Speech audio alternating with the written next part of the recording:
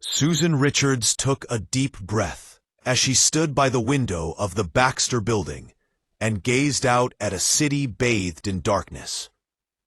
According to the atomic clock that her husband Reed had installed on the kitchen wall, sunrise should have been over 2 hours ago. By now, the skyscrapers lining 42nd Street should have been glistening in the morning's rays. But Sue honestly couldn't remember the last time she had seen any natural light, save for the haunting glow of the blood moon that hung ever-present in the sky above Manhattan. "A warm beverage for you," a synthesized voice said from behind her. Sue turned to see Herbie, the Fantastic Four's robotic assistant, extending his mechanical arm and offering her a steaming cup of herbal tea. "Thanks, Herbie," Sue said, taking the glass from him and inhaling the gentle aroma wafting from it. "You're a doll." Pause. "Actually, I'm a humanoid experimental robot, B-type, integrated electronics," Herbie replied. "Dolls are not capable of independent thought." "Of course not," Sue said with a smile. "Just a figure of speech." "You look concerned, Mrs. Richards," Herbie said, hovering beside Sue as they both looked out the window at the city below. "Have things in the city taken a turn for the worse?" "Can't get much worse than a city locked in a state of everlasting night," Sue said, "especially when that city has been infested with vampires. This may be the first time I've taken a break in, well, I've lost track of the days, honestly." "I have not," Herbie responded. "It has been 6 days, 22 hours, 37 minutes, and 12 seconds since your last." "I think I get the point," Sue said. "If I want to make a real difference out there, I need to start taking better care of myself and my family." "That is what I am here for," Herbie said. "Despite the dire circumstances outside, I have made certain that all of Franklin and Valeria's needs have been met, so that you may attend to more important matters." "Yes," Sue said, a tinge of sadness in her voice. "More important matters." "Sue.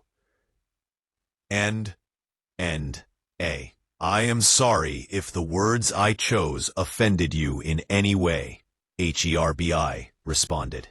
"I merely meant that at the moment, the world needs you and Dr. Richards far more than your children do." "You don't think my children need me?" Sue snapped back, her frustration bubbling to the surface. "Even after all we've done, the world is still falling apart.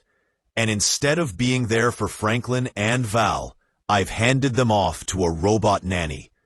They deserve so much better. I am sorry you feel that way," Herbie said, immediately turning and floating away. "Herbie, wait!" Sue called after him, but the little robot had already disappeared down a dark corridor. Sue let out a deep sigh. Her exhaustion had started to get the best of her, but she had never been one to stop fighting before, and she certainly had never been one to let those close to her down. She took one last sip of her tea and then headed towards her husband's lab, hoping that she would find Herbie there so that she could make amends. "Careful, dear," Reed said as she entered the lab. "I'm running a test on the chronovium samples Ben brought back from his last recon mission. I've got a fascinating theory about the effects of the crystal's chronal energy on damaged." "That's great, Reed," Sue said, cutting her husband short before he got lost in another scientific lecture. "Have you seen Herbie? By any chance?" "Not since this morning," Reed replied. "We had a bit of a disagreement." "You're not the only one," Sue said. "What was yours about?" "After Tony Stark and I started working together on the Time Stream reintegration device," Reed said. Herbie began to forge a friendship with Tony's virtual assistant, Friday. "That's actually kind of cute," Sue said. "What's the problem with that?" Tony was going to allow Friday to pilot one of his Stark Sentinels on a mission into the city this morning, Reed responded. Herbie asked if he might be able to leave the Baxter building to accompany her. My answer was an unequivocal no. "And I'm guessing he didn't take it well," Sue said. "Herbie wasn't built for combat," Reed replied, "and he's so much more valuable to us here. I couldn't even begin to imagine how our family would fare if something were to happen to him. He's one of the few things holding us together."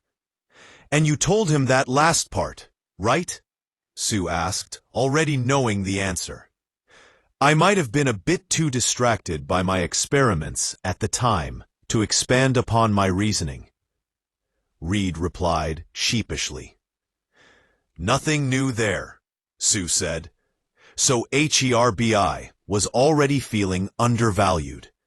And then I just went and made it 100 times worse." "Hold on," Reed said, turning to one of the monitors in the lab. "I'm picking up an emergency signal on our encrypted comm channel. It looks like it's from Herbi," Sue said. "He went out into the city anyway, didn't he?" "I'm afraid so," Reed replied. "How did you know?" "We made him feel like he wasn't capable of doing something," Sue said, "so he went out to prove us wrong. He's been spending so much time cooped up in here with Franklin lately. I guess our son must have rubbed off on him. I'll contact Ben and have him go to Herbi's location as soon as he completes his current mission," Reed said. "No," Sue replied. "I helped make this mess. I need to be the one who cleans it up. Herbi couldn't have made it that far. Give me his coordinates, and I'll get him back home safe." "I'm sure you will, dear," Reed said. "You always do." Sue exited the Baxter building and took to the streets, using her powers to bend the moonlight around her, rendering her body invisible. But even though she had vanished from sight, she knew she had to be careful. The vampire lurking the streets would still be able to smell her blood.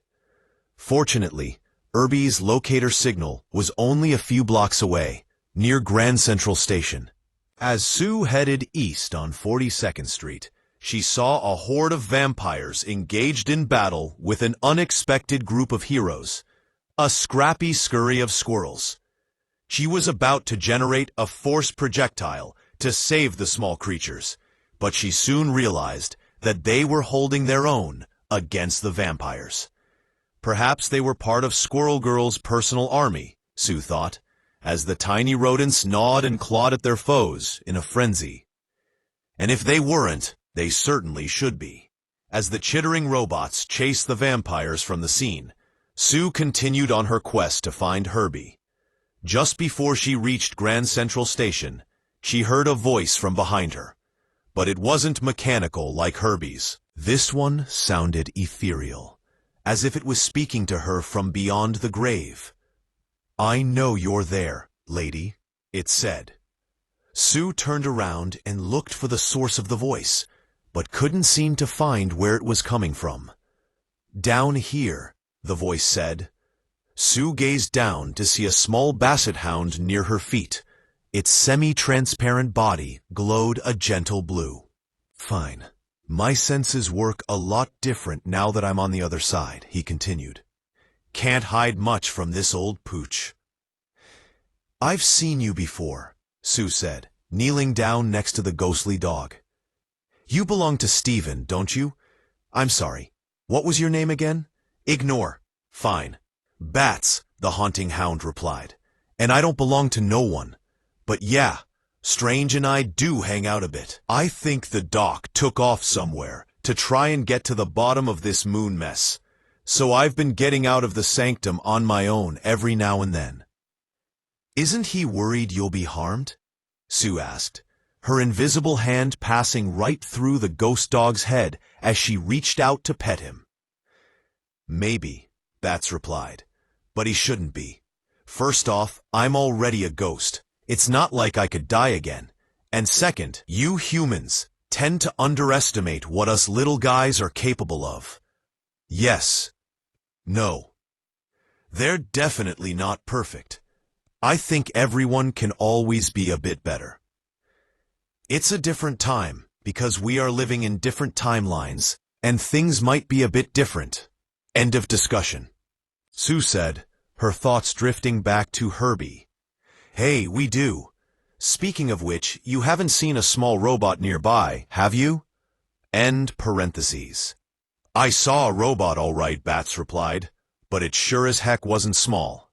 The dang thing crashed into Grand Central not that long ago. A big, fancy hero like you might want to go and have a look. End.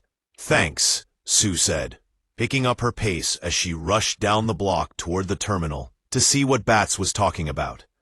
When she turned the corner, Sue immediately saw what the ghost dog had described. One of Tony Stark's massive sentinels was embedded into the wall of Grand Central Station, its mechanical form severely damaged, sparking wildly. And there, standing on the robot's shoulder, was Herbie. End. Thanks. Sue used her force field energy to create a platform that elevated her to the same level as her robotic friend. End. There you are, she said. I was worried about you. It is not me that you should be concerned about, Herbie replied. It is Friday IT. I detected her distress signal when her mechanical form was shot down, but she is no longer responding. Sue noticed that Herbie's arm was extended to gently touch the side of the Sentinel's damaged head, and small wires had extended from his fingers, linking to the larger robot's exposed circuitry. So you weren't running away? Sue said. You came here to help her. I was not sure anyone else would, Herbie replied, even her maker. I'm certain Tony has a backup copy of Friday's operating system on file, Sue said. But who knows when it was made? Herbie asked. It might not contain any of her recent memories and experiences, including the friendship she's built with you, Sue asked. Affirmative, Herbie replied. That is my primary concern, but it is only one of many. I know, Sue replied, and you have every right to be upset with me. I can't imagine how what I said back at the Baxter Building made you feel. That is not what I meant, Herbie responded, motioning toward the street below. I was referring to them. Sue looked down to see a group of vampires beginning to climb the damaged Stark Sentinel toward her. I'll take care of them, Herbie, Sue said. You just focus on recovering your friend. Sue leapt down off her invisible platform and engaged the vampires in battle, hurling force projectiles at some, while wrapping the others in containment fields. She wasn't about to let any of them sink their teeth into her, nor was she about to let them disrupt Herbie's personal mission. As she continued to fight, one of her force constructs slammed a vampire into the heavily damaged arm of the Stark Sentinel. Upon impact, the arm seemed to repair itself instantaneously, almost as if time were rewinding. Sue couldn't believe her eyes as the giant robotic arm powered up and released a repulsor blast, knocking back several of her bloodthirsty foes. Interesting, said Herbie as he watched the damage undo itself. Dr. Richards recently shared with me his early research regarding time fluctuations that he believes were caused by crystallized chronal energy constructs called chronovium.